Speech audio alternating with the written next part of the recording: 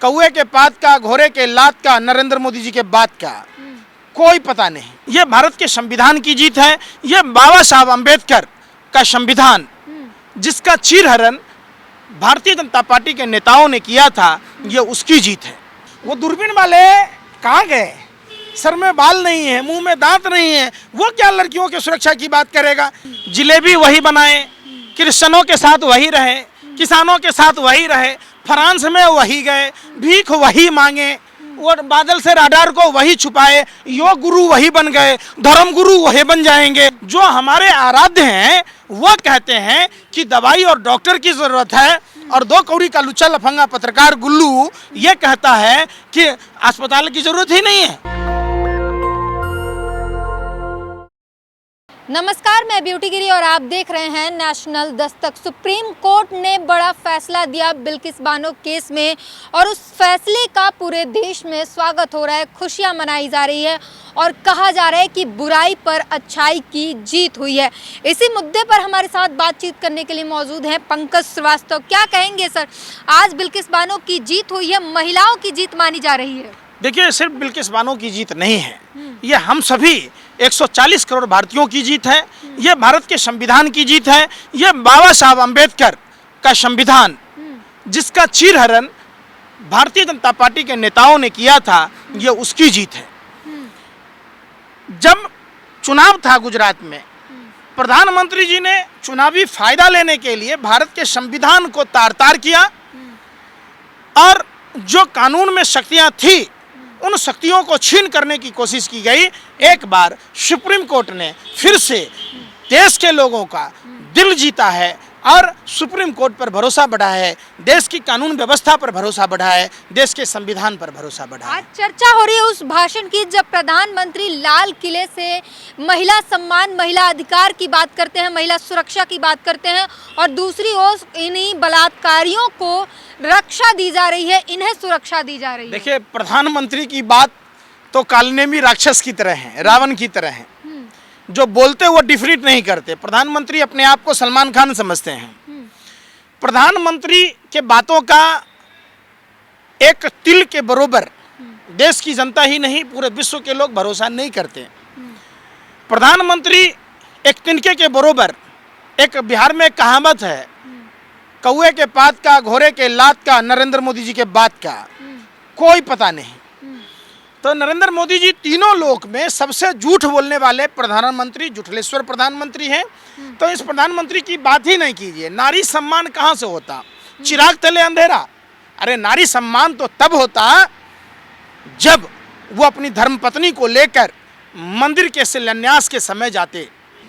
और प्रधानमंत्री नारी सम्मान की बात क्या करेंगे? प्रधानमंत्री को 2 चुटकी सिंदूर की कीमत का नहीं पता। अगर पता होता तो ये राम मंदिर के उद्घाटन में जसोदाबेन जी को ले जाते हैं। नहीं हो तो कम से कम उनका सोने का नहीं बना के प्लास्टिक का बना के ले जाइए। लेकिन बीजेपी महिलाओं सम्मान में जो है लगातार वादे करती है। उज्जैन में रेप कांड हुआ, तुरंत बुलडोजर चल गए थे। कमाल करते हैं आप जैसी पत्रकार। आप लगता है रूपका लियाकत जी से सीखे का क्या? जना कश्यप जी से बीजेपी दावे कर रही है, उसकी बात कर रहे हैं हम। बीजेपी का दावा एको को आप बता दीजिए जो सही हुआ हो। महाराष्ट्र में भारतीय जनता पार्टी युवा मोर्चा का नेता, जिसका बाप भी नेता था, अपनी प्रेमिका को गाड़ी से कुचल दिया। प्रधानमंत्री कुछ बोले, ट्वीट किए। दिल्ली में भारतीय जनता पार्टी का कार्यकर्ता नए साल के जश्न में शराब के नशे में 16 किलोमीटर तक लड़की को घसीटा। प्रधानमंत्री कुछ बोले। कुलदीप सेंगर को कैसे नहीं बचाने की कोशिश की गई, आपको भी पता है।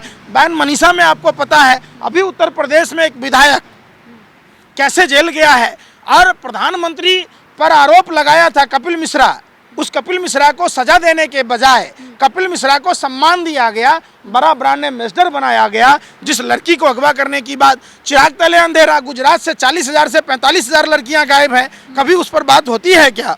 देश के सुन लीजिए, पूरी बात तो सुन लीजिए, सुन तो लीजिए ना। अरे क्या आरोप कर लिया? BHU वाले में जो वो अगर वीडियो मैंने नहीं मिलता तो क्या जो भाजपा IT सेल के लोग, जिसके संबंध भारतीय जनता पार्टी के तमाम नेताओं से है, महिला बाल विकास मंत्री स्मृति ईरानी जी के साथ है, प्रधानमंत्री जी के साथ है, IT सेल का प्रमुख है, और वो आदमी गैंगरेप किया, तो आप सोच सकते हैं। देखिए, रेप की घटनाएं, यौन शोषण की घटनाएं 100 में 1% भी निकल के नहीं आती है लोक लाज के चक्कर में। तो पूरा एनसीआरबी का डाटा अगर उठा के आप देखेंगे तो भारतीय बलात्कारी पार्टी में सारे एनसीआरबी का डाटा कहता है कि हिंदुस्तान के जितने बलात्कारी हैं उसमें 50 से 60% भारतीय जनता पार्टी से संबंध रखते हैं। आप देख लीजिए, हाथरस की घटना देख लीजिए, उन्नाव का घटना देख लीजिए, आप यूपी में आए दिन होते रहता है। यूपी में तो एक छात्रा ने के साथ छेड़खानी का उसके पिताजी ने विरोध क्या किया, उसके पिताजी को गोली मार दी। कहाँ सुरक्षित है वो? दूरबीन वाले कहाँ गए? सर में बाल नहीं है, मुंह में दांत नहीं है, वो क्या लड़कियों की सुरक्षा की बात करेगा? बोले महिलाएं गहना जेवर पहन के घूम लेंगी। अरे कहाँ से घूम लेगी? बीएचयू में दूरबीन फेल हो गया अमित शाह जी का। समझिए, यह जिसके हाथ में है भाजपा का झंडा, समझो वो भ्रष्टाचारी, बलात्कारी या तो गुंडा। क्या लगता है पंकज जी, अगर बीएचयू के छात्रों ने आंदोलन न किया होता, धरना न किया होता, तो वो आरोपी जो 2 महीने बाद गिरफ्तार हुए हैं वो अब तक भी ना हुए होते?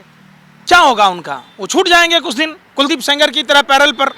आप देखिए, ये देश में आंदोलन को कुचला जा रहा है। लोगों के फेसबुक तक आरएसएस की ऐसी पकड़ है कि अगर गवर्नमेंट से सवाल पूछेंगे फेसबुक ब्लॉक कर दिया जाता है, ट्विटर ब्लॉक कर दिया जाता है, जहां यूट्यूब चैनलों पर अध्यादेश ला रही है। ये तो इतने तो गोरे अंग्रेजों ने भी शासन माने कुकर्म नहीं किया था जितना नरेंद्र मोदी जी कुकर्म कर रहे हैं। देश के लोगों को डराया जा रहा है। 2019, 20, 21 में वैकेंसी निकली थी सेना की, छात्रों से पैसे लूटे गए थे मोदी सरकार के द्वारा।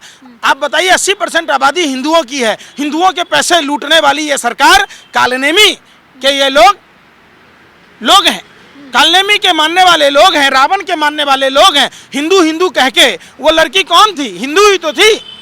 आप बताइए ना, रेलवे रिजर्वेशन कैंसिल, जो वेटिंग है कैंसिल नहीं होता, उसका पैसा कौन लूट रहा है?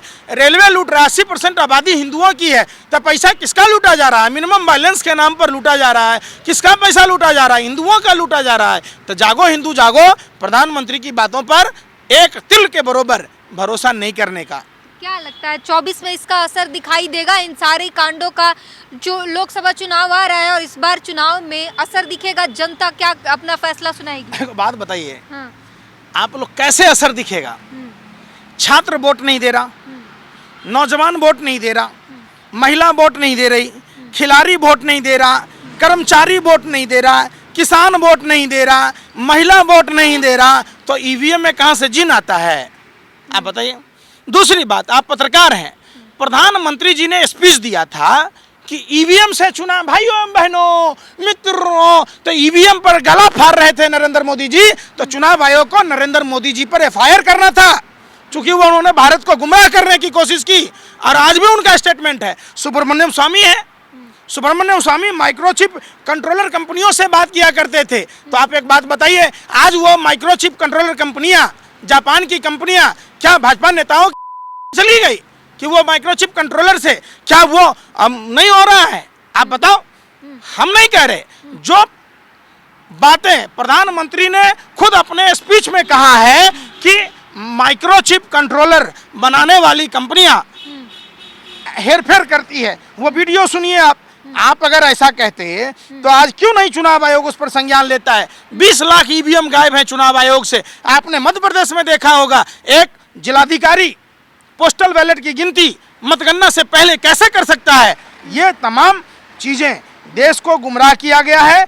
आप एक बात बताइए, कर्मचारी वोट नहीं दे रहा, महंगाई के कारण भारतीय वोट नहीं दे रहा, छात्र, जो छात्रों से वैकेंसियों के नाम पर पैसे ठगे गए वो छात्र नहीं दे रहा, युवा इसलिए नहीं दे रहा कि 45 साल का बेरोजगारी का रिकॉर्ड तोड़ दिया, और देश के खिलाड़ी नहीं दे रहे क्योंकि देश के पहलवान बेटियों को इंसाफ नहीं मिला। तो कौन दे रहा है वोट? तो क्या लगता है 24 में ईवीएम बैन होगा और जो बैलेट पेपर से इस बार का चुनाव कराया जाएगा? देखिए, सभी राजनीतिक पार्टियों को चुनाव का बहिष्कार करना चाहिए। किसी भी सूरत में जो आदमी देश के लोकतंत्र के साथ खिलवाड़ करेगा, जो देश के संविधान को धत्ता बताएगा, जो देश की आवाम के जन आकांक्षाओं को रौंदेगा, चीरहरण करेगा, अपहरण करेगा, हम उसका विरोध करेगा। अच्छा, एक आखिरी सवाल पूछूंगी आपसे। अमीश देवगन नेशनल मीडिया पत्रकार हैं, वो कहते हैं राम मंदिर पर आजकल बहुत विवाद है। वो कहते हैं कि अगर राम मंदिर जाएंगे अस्पताल जाने की जरूरत ही नहीं पड़ेगी। आप क्या कहेंगे इस पर? देखिए, हाँ, गुल्लू को पत्रकार कम, हाँ, भाजपा का भांड है। हाँ, उन्हें ये नहीं पता, इन पत्रकारों को, कि मंदिर की जहाँ तक बात है, देखिए राम और कृष्ण भारत के कण-कण में है, हर दिल में है राम। तो उस बेवकूफ़ को पत्रकार किसने बनाया? हमें तो लगता है कि जर्नलिज्म का कोर्स भी पता नहीं चोरी करके पास किया होगा। आपने रामायण देखी होगी, गुल्लू को पता होना चाहिए कि प्रभु श्री राम के भाई लक्ष्मण जी जब मूर्छित हुए तो प्रभु श्री राम ने, मूर्छित मतलब बीमार हुए, तो प्रभु श्री राम ने संजीवनी बूटी मंगाई, सुसेन वैद्य को बुलाया। जो हमारे आराध्य हैं वो कहते हैं कि दवाई और डॉक्टर की ज़रूरत है, और दो कौड़ी का लुच्चा लफंगा पत्रकार गुल्लू ये कहता है कि अस्पताल की ज़रूरत ही नहीं है। मतलब लोगों को बेवकूफ़ बनाया जा रहा, समझिए। दूसरी बात, जो राम मंदिर का उद्घाटन हो रहा है वो हिंदू विधि विधान से नहीं हो रहा है।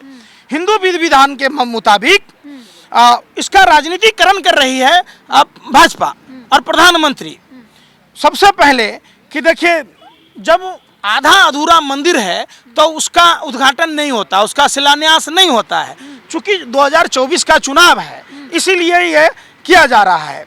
यजुर्वेद शुक्ल में, हरिवंश पुराण में, मार्कंडे पुराण में सबसे पहले ये वर्णित है कि नींव भरी जाती है, फिर भवन तैयार होता है, समझिए, विधि विधान से। जब भवन बनकर तैयार हो जाता है तब उसे सुविधा के अनुसार 3 साल 3 महीने 21 दिन 9 दिन या फिर 3 दिन के लिए खाली छोड़ दिया जाता है। यह हिंदू सनातन परंपरा का रिवाज है, और यह अवधि पूरा होने के बाद अलग अलग अनुष्ठान किए जाते हैं। सुविधा के हिसाब से 27 दिन 9 दिन या 3 दिन तक चलता है। विग्रह की शुद्धि होती है, विग्रह मतलब मूर्ति। यह प्रक्रिया लगभग 7 दिन चलता है।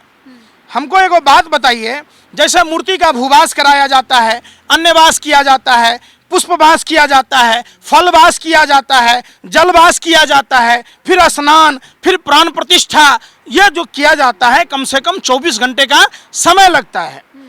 और तो और आप ये समझिए कि अयोध्या का पूरा भवन जब बनकर तैयार नहीं हुआ है तो यह सब प्रक्रिया कैसे होगी? तो ये भी तो देखना पड़ेगा ना, बीजेपी को उत्तर प्रदेश लोकसभा मायने में सबसे ज्यादा सीटें रखती है, तो पहले ही करना पड़ेगा चुनाव से। देखिए, हम एगो बात हमको नहीं समझ में आता है, सब काम प्रधानमंत्री कर लेते हैं। जिलेबी वही बनाए, क्रिश्चनों के साथ वही रहे, किसानों के साथ वही रहे, फ्रांस में वही गए, भीख वही मांगे, वो बादल से राडार को वही छुपाए, योग गुरु वही बन गए, धर्म गुरु वही बन जाएंगे। अरे भैया, हमारे सनातन परंपरा में धर्म गुरु हैं, स्वामी निश्चलानंद सरस्वती ने कहा है। देखिए, साधु के बेस में लुटेरे हैं देश में, उनके पास 2-4 साधु हैं। और जिस तरीके से हिंदू धर्म का मजाक उड़ा रहे हैं नरेंद्र मोदी जी, आज तो जसोदा मैन जिंदा हैं तो उनको ले जाइए राम मंदिर में। ये सनातन हिंदू परंपरा के खिलाफ। और 22 तारीख को कौन सा मुहूर्त है बताइए ना आप हमको? आप रामनवमी के दिन करते, आप वैवाहिक जोड़ा हैं तो आप जसोदा बेन को लेके जाते। तो हिंदू सनातन परंपरा में 4 हमारे जो शंकराचार्य हैं, पीठाधीश्वर हैं, और अयोध्या में तमाम बड़े बड़े संत हैं, उन संतों से कराते। आप भी संत हो जाइएगा, गजब की बात कहते हैं। ये इस वक्त एक बड़ा मुद्दा बना हुआ है अयोध्या में राम मंदिर का निर्माण और उसका उद्घाटन, क्योंकि कहीं ना कहीं अगर देखें तो 2024 में अभी इसी साल जो है लोकसभा का चुनाव है, और लोकसभा में उत्तर प्रदेश सबसे ज़्यादा सीटें आती हैं लोकसभा से, और इसलिए राम मंदिर लोकसभा के मायने में ज़्यादा महत्वपूर्ण बन जाता है क्योंकि सीटें निकालनी है। और इसलिए कहा जा रहा है कि आस्था का सब्जेक्ट अब राजनीति बनाकर छोड़ दिया गया। वहीं आज जो सुप्रीम कोर्ट ने फैसला दिया है बिल्किस बानो केस में, वो पूरे देश में जश्न का माहौल है और महिलाओं की जीत बताई जा रही है। अत्याचार पर जो है, अत्याचार को हराकर सच्चाई अच्छाई की जीत हुई है। पूरी बातचीत पर अपनी प्रतिक्रिया जरूर दीजिए। कैमरामैन आशीष के साथ ब्यूटी गिरी, नेशनल दस्तक। नेशनल दस्तक की आपसे गुजारिश है कि अगर इसको बचाना चाहते हैं तो नेशनल दस्तक को सब्सक्राइब करने के लिए रेड कलर के सब्सक्राइब बटन को दबाएं, फिर बेल आइकन की घंटी दबाएं। नेशनल दस्तक को बचाने के लिए बहुत जरूरी है कि हर खबर को शेयर करें, लाइक करें, कमेंट जरूर करें।